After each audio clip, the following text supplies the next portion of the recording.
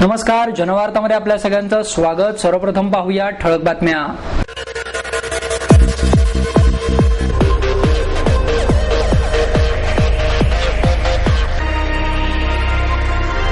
50व्या पूरग्रस्त स्मृती दिनानिमित्त अखिल दत्तवाडी उत्सव कमिटी आणि ग्रामदैवत म्हसोबाराया प्रतिष्ठानच्या वतीने विविध कार्यक्रमांचे आयोजन। अखिल भारतीय मराठी नाट्य परिषद आणि सुदर्शन रंगमंचाच्या वतीने सहकलाकारांकडून रसिका जोशी यांना श्रद्धांजली। आणि प्रामाणिकपणे कष्ट केले तर यश हाती लागतेच, ज्येष्ठ अभिनेत्री लालन सारंग यांचे प्रतिपादन। आमदार वांजळे यांच्या कुटुंबियांनी वांजळे यांच्या मृत्यूची सीबीआय चौकशी करण्याची मागणी मुख्यमंत्र्यांकडे पत्र पाठवून केली आहे। आमदार वांजळे यांची प्रकृती बिघडलेली वेळ आणि त्यांच्यावर झालेल्या उपचारासाठी लागलेला वेळ याबाबतीत दिशाभूल झाली आहे, त्यामुळे या सर्व घटनेची सीबीआय मार्फत चौकशी व्हावी अशी मागणी हर्षदा वांजळे यांनी केली आहे। वांजळे यांच्या मृत्यूचे स्पष्टीकरण शोधण्यासाठी ससून हॉस्पिटलच्या वरिष्ठ डॉक्टरांची समिती नेमण्यात आली आहे। त्यांच्या समवेत असलेल्या नातेवाईक आणि कार्यकर्त्यांचे जबाब पोलिसांनी घेतले आहेत, मात्र अद्याप चौकशी अहवाल जाहीर करण्यात आलेला नाही। कार्यकर्ते आणि लोक यांच्यामध्ये अशी चर्चा आहे की बाबा भाऊ रोज 1.5 तास व्यायाम करत होते, सकाळी योगा आणि प्राणायाम करत होते, त्यांना कुठल्याही प्रकारचं औषध घेत नव्हते, त्यांना कुठल्याही प्रकारचा आजार नव्हता, असं असताना सुद्धा याचं का घडलं अशी आमच्या सर्वांच्या लोकांमध्ये आणि कार्यकर्त्यांमध्ये चर्चा आहे। त्यानंतर ते आपल्या रेग्युलर चेकअपसाठी जहांगीर हॉस्पिटलमध्ये गेले। त्याच जहांगीरमध्ये ज्या काही 24 प्रकारच्या टेस्ट त्यांच्या घेतल्या गेलेल्या आहेत त्या सर्व टेस्ट नॉर्मल आहेत। त्यानंतर पोस्टमार्टमच्या रिपोर्टमध्ये असं सांगितलेलं आहे की 80% ब्लॉकेज आहे। जहांगीरच्या रिपोर्टमध्ये असं सांगितलं की बाबा कुठल्याही प्रकारची नस त्यांची चपक नाही आणि पोस्टमार्टमच्या रिपोर्टमध्ये 80% ब्लॉकेज आहे असं सांगितलेलं आहे। तर त्यांना चांगल्या हॉस्पिटलमध्ये नेणं गरजेचं असताना असं असताना सुद्धा डॉक्टरांनी पहिलं त्यांचं हॉस्पिटल वाचवण्याचा प्रयत्न केला। आमचे कार्यकर्ते आणि नातेवाईक हॉस्पिटलच्या बाहेर बसून होते, परंतु डॉक्टरांनी त्यांना कुठल्याही प्रकारचं इन्फॉर्मेशन दिले गेलेलं नाही। मग आणि अजूनपर्यंत त्यांच्या मृत्यूचं कारण काय आहे ते आम्हाला समजलेलं नाही। भाऊ जहांगीर हॉस्पिटलमधनं गेल्यानंतर घेण्यासाठी गेले, ते शनिवारला गेले। त्यानंतर ते जोशी हॉस्पिटलचं स्टार इमेजिंग सेंटर ते ट्रीटमेंटसाठी MRI करण्यासाठी गेलेले आहेत। मग ते की आतमध्ये गेल्यानंतर किंवा असं काय घडलं त्या ठिकाणी की त्यामुळं की भाऊंचा मृत्यू झालेला आहे। भाऊंचा तर या भाऊचा घातपात झालेला आहे असे आमचे कार्यकर्त्यांचे आणि लोकांचे मत आहे। याच्यासाठी आम्ही सर्वांनी आयुक्त, गृहमंत्री, मुख्यमंत्री यांच्याकडे लेखी पत्राद्वारे निवेदन केलेलं आहे आणि सीबीआय चौकशी मागितली आहे। 50व्या पूरग्रस्त स्मृती दिनानिमित्त अखिल दत्तवाडी उत्सव कमिटी आणि म्हसोबाराया प्रतिष्ठानच्या वतीने विविध कार्यक्रमांचे आयोजन करण्यात आले। यामध्ये रक्तदान शिबिराचेही आयोजन करण्यात आले। तसेच प्रसिद्ध उद्योगपती संजय नाना काकडे यांच्या हस्ते रुग्णवाहिकेचे उद्घाटन, 10वी आणि 12वी उत्तीर्ण विद्यार्थ्यांचा सत्कार आणि ज्येष्ठ नागरिकांचाही सत्कार करण्यात आला। यावेळी काँग्रेसचे नगरसेवक शंकर पवार, माजी गृहराज्यमंत्री रमेश बागवे, विश्वास गांगुर्डे, अनिल जाधव, रोहित टिळक, किरण गंजकर, शिक्षण मंडळाचे माजी अध्यक्ष महेश लडकत, चंद्रकांत छाजेड, सतीश भंडारी, विठ्ठल हणमगर आदी मान्यवर उपस्थित होते। यावेळी शंकर पवार, मनीष आनंद आणि संजय नाना काकडे यांना कृतज्ञता पुरस्कार प्रदान करण्यात आले। हे पुरस्कार रमेश बागवे यांच्या हस्ते देण्यात आले। यावेळी बोलताना रमेश बागवे म्हणाले, या कार्यक्रमात सर्वपक्षीय नेत्यांना बोलावले आहे, ही फार आनंददायी गोष्ट आहे। या दत्तवाडी दत्तवाडीच्या पूरग्रस्तांच्या सर्व समस्यांसाठी अनेक नेत्यांनी काम केले आहे. याच्या न्यायासाठी लढा पण दिला, परंतु त्या लढ्याला यश आले नाही. राज्य शासनाला पाठपुरावा केला आहे की या पूरग्रस्तांची वाढवलेली जागा ही अतिक्रमण न ठरवता अतिरिक्त जागा ठरवावी आणि त्यांच्या मालकी हक्काची ती जागा घोषित करावी. या मागणीसाठी सर्व पक्षांनी एकत्र येण्याची गरज आहे, असेही त्यांनी यावेळी सांगितले. यावेळी बोलताना नगरसेवक शंकर पवार म्हणाले, दत्तवाडीची जी 50 वर्षांपासून रखडलेली कामे होती, तसेच नागरिकांचे जे प्रश्न आहेत हे 15 दिवसात सोडवण्यात येतील.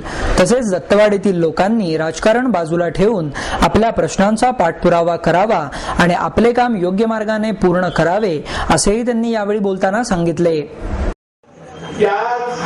तुम्ही पाहत असाल की 5 वर्षापूर्वी आपल्या परिसरात 15-20 घरं बांधली असतील, पण आजच्या परिस्थितीला 100-150 घराच्या आसपास आपण बांधकाम केलेले. तर हे बांधकाम किरण भाऊ झालं, आम्ही सर्व एकमेकांचं राहून ज्या पद्धतीने पाठपुरावा करून जे अधिकारी किंवा कुठला त्यांचा हक्क नसताना तिथं इथं बोलायला येऊ देत नाही, अशा मार्गाने आम्ही हे काम पूर्ण केलं. आता छाजेड साहेबांनी, बागेदारांनी सांगितलं की 15 दिवसाच्या आत आम्ही हा मार्ग प्रश्न लावतो.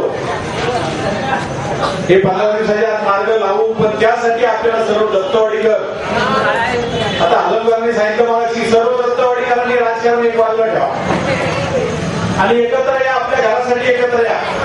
हे पूर्वीपासून माझं हेच म्हणणे की सर्वांनी राजकारण एकत्र बाजूला ठेवा, राजकारण न करता आपल्या मार्गाने पुढे या, की जेणेकरून आपला प्रश्न हा जुनू नये.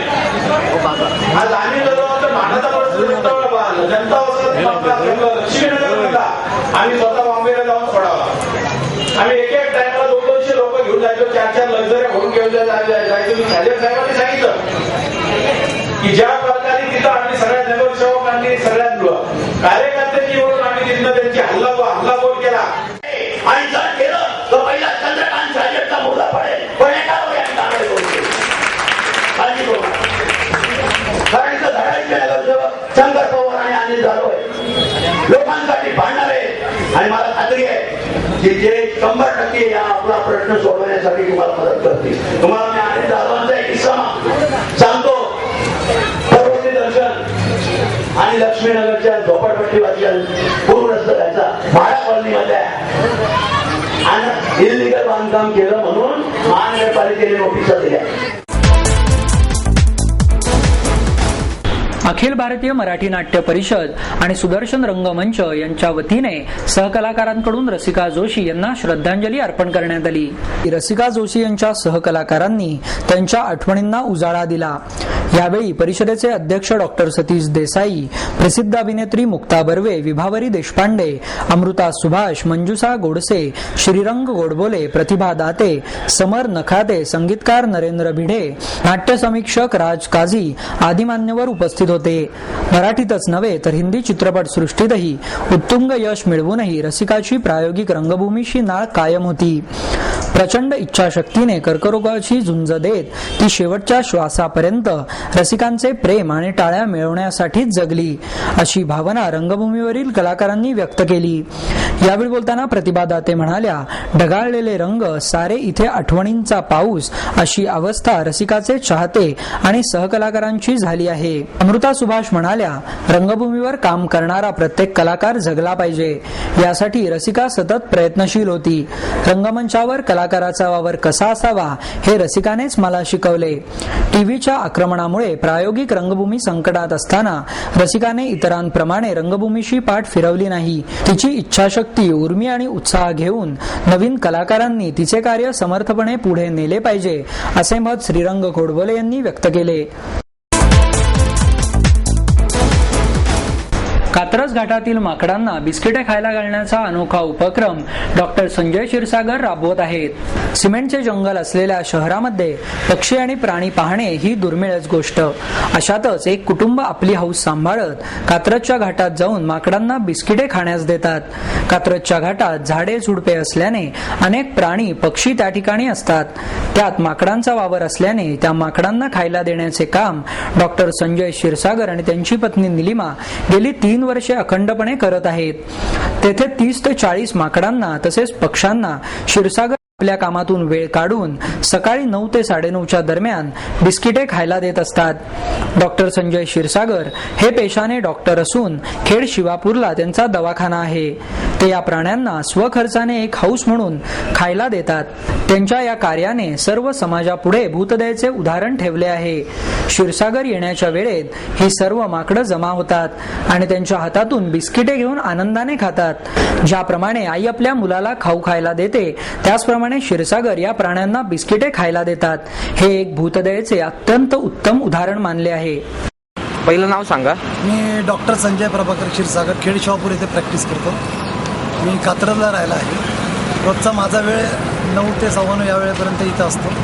त्या घाटात पोचतो। साधारण ते वाटच बघत असतात 9 वाजता। असं गेले 3 वर्ष माझा अव्यक्त दिनक्रम चालू आहे। प्राणी मात्रांना खायला घालायची आणि प्राणी मात्रांवर प्रेम करायची लहानपणापासूनच आवड आहे। मी खेड शिवापूर राहतो।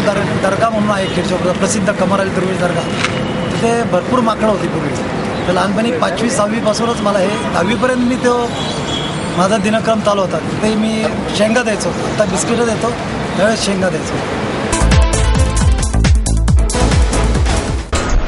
पानशेत धरण फुटल्यानंतरच्या पूरस्थितीविषयी माहिती देणाऱ्या कार्यक्रमाचे अथांगच्या वतीने आयोजन करण्यात आले। पानशेत धरण 12 जुलै 1961 रोजी फुटले। या घटनेला 50 वर्षे पूर्ण झाली। त्यावेळी उद्भवलेल्या प्रसंगांच्या स्मृती अजूनही लोकांच्या मनात कोरलेल्या आहेत। पानशेतच्या पुरात अनेकांचे संसार वाहून गेले। त्यानंतर पुण्याला पुन्हा उभे करण्यासाठी अनेकांचे हात पुढे आले। सरकारकडून मिळालेल्या तुटपुंजा मदतीवर समाधान न मानता दुसऱ्याचे दुःख आपले मानून पुणे कशा पद्धतीने लढले याचे शब्दचित्र अनेकांनी अनुभवले। 12 जुलै 1961 चा प्रलय प्रत्यय पुणे रडले नाही लढले या कार्यक्रमाचे बालगंधर्व रंगमंदिरात आयोजन करण्यात आले। या पुरात 750 घरे कोसळली। 1650 घरांचे नुकसान झाले। 10,000 लोकांचा आसरा गेला। त्या आठवणी स्मरणात राहण्यासाठी वाड्याला पानशेत स्मृती असे नाव कालांतराने झळकले। पुराच्या तडाख्यात सापडलेल्यांनी आपले अनुभव यावेळी कथन केले। श्रीपाद पानसे यांच्या वडिलांच्या कार्यालयात असताना या दुर्घटनेत निधन झाले। श्रीपाद पानसे यांच्या वडिलांचे कार्यालयात असताना या दुर्घटनेत निधन झाले। आठवणी सांगताना पानसे म्हणाले की धरणाच्या फुटीचा धोका नाही असे सुरुवातीला सांगण्यात येत होते, पण धरण फुटल्यानंतर सुमारे 55 फूट उंचीच्या लाटा बघायला मिळाल्या। पूर बघण्यासाठी गेलो असता एका पोलिसाने हकलल्याने त्या घटनेने मी जिवंत राहिलो। प्रकाश भोंडे म्हणाले की नकलाकार भोंडे वाड्यात अनेकांची राहण्याची व्यवस्था करण्यात आली। तेथे राहण्यास आलेल्या लोकांची सेवाही करण्यात आली। परिचारिका असलेल्या अनुराधा आठवले म्हणाल्या की जोशी हॉस्पिटलमध्ये कामास मी होते। पानशेत धरण फुटले असून रुग्णांची काळजी घ्या असा संदेश आला। त्यानंतर 2 दिवस रुग्णालयातून हलताही आले नाही। पूर ओसरल्यानंतर दुसऱ्या दिवशी इतर डॉक्टर आणि कर्मचारी कामावर आले। त्यावेळी जाहीर करण्यात आलेल्या मृतांचा आकडा खरा नाही। पुरात कितीतरी लोक वाहून गेले असेही त्यांनी सांगितले। मोहिती टाकळकर आणि त्यांच्या सहकाऱ्यांनी या कार्यक्रमाचे आयोजन केले। पुरामुळे उडालेल्या हाहाकाराची एक चित्रफीतही यावेळी दाखवण्यात आली। प्रामाणिकपणे कष्ट केले तर यश हाती लागतेच असे प्रतिपादन ज्येष्ठ अभिनेत्री लालन सारंग यांनी केले। अखिल भारतीय नाट्य परिषदेच्या वतीने सारंग यांची मुलाखत टिळक स्मारक मंदिरात आयोजित करण्यात आली। यावेळी बोलताना सारंग म्हणाल्या, नाट्यक्षेत्रात येण्यापूर्वी माझी काही महत्वाकांक्षा नव्हती। आता तरुणांनी देखील आपापल्या क्षेत्रात प्रामाणिकपणे प्रयत्न करत राहावे। नोकरी करत शिक्षण घेणे, लग्न झाल्यानंतर नोकरी सोडून फक्त घर सांभाळण्याचा निर्णय आणि एका ऑडिशनच्या निमित्ताने गेले असता अपघाताने अभिनय क्षेत्रात येणे असा आपला जीवन प्रवास या मुलाखतीद्वारे त्यांनी उलगडला। नाटककार समीक्षक श्रीनिवास भणगे यांनी सारंग यांची मुलाखत घेतली। यावेळी सारंग म्हणाल्या, किल फ्रेम या नाटकाने अभिनय क्षेत्रात प्रवेश केला। त्यानंतर सखाराम बाइंडर या नाटकातील चंपा या भूमिकेने माझी खऱ्या अर्थाने ओळख झाली। या भूमिकेमुळे मी वादाच्या भोवऱ्यात अडकले। त्यामुळे निर्माण झालेला मानसिक तणाव आणि कौटुंबिक आयुष्यातील प्रसंगांच्या वेळी रंगभूमीने एकटे पाडल्याची खंत यावेळी सारंग यांनी व्यक्त केली। या परिषदेने आणि पुणे शाखेच्या वतीने सर्व कलावंतांच्या आठवणींची जपवणूक ठेवावी या उद्देशाने दिग्गज कलावंतांचा माहितीपट बनवण्यात येत आहे।